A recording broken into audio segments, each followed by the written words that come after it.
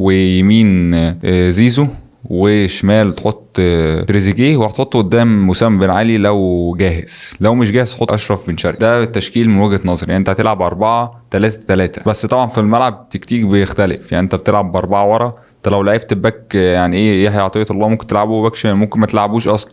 تبقى تلعب ب3 ورا، محمد هاني هيضم في نص الملعب، وتلعب ب3 ورا. هتلعب مين؟ هتلعب ياسر ابراهيم، اشرف داري، وتلعب مصطفى العش، او تشيل واحد منهم وتحط قدامه، وتحط 2 قدامهم حمدي فتحي، وقدامهم هيبقى ايه مروان عطية ومحمد هاني ناحية اليمين. وعندك هيبقى مين تاني؟ هيبقى عندك محمد بن رمضان وامام عاشور. فده هتبقى تشكيلها ايه متوازنة. وقدامها هتحط تريزيجيه وناحية الشمال، وزيزو ناحية اليمين، وقدام وسام او اشرف بن شرقي. لان الماتش ده انت محتاج زيزو وتريزيجيه الاتنين بيجروا بدنيا، فيهم صحة. يعني ايه بيعرف يرجع يدافع ويعرف يهاجم في سرعات، مش بيتعب. فده انت هتحتاجه، وبيعرف يعمل تحول هجومي. فانت هتحتاجه في ماتشات كاس العالم للانديه كلها. فبالنسبه لي ده تشكيلي. اكتب لنا تشكيلك برضو في كومنتات تحت.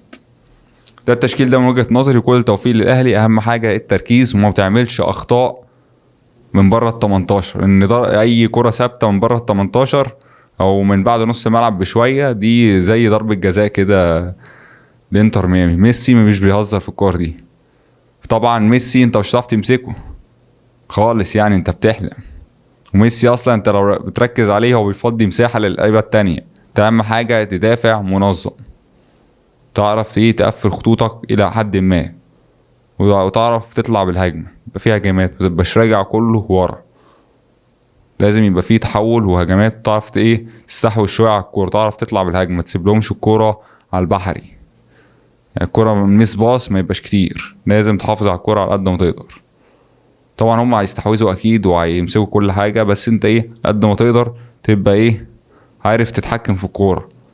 الريتم بتاعه ما تسرعش. هم لو سرعوا الريتم علينا، ما هناش كبار في السن وكل حاجه، بس ممكن في ثانيه يخلصوا علينا 3-4. فانت ايه لازم ايه تهدى كده وبالراحه، واللعيبه ما تخافش، تلعب عادي ماتش عادي، ما تخافش تلعب، تبقى عايزه تكسب تمام.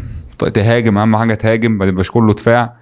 فده مهم جدا للاهلي، والتوفيق للفرقه العربيه والاهلي.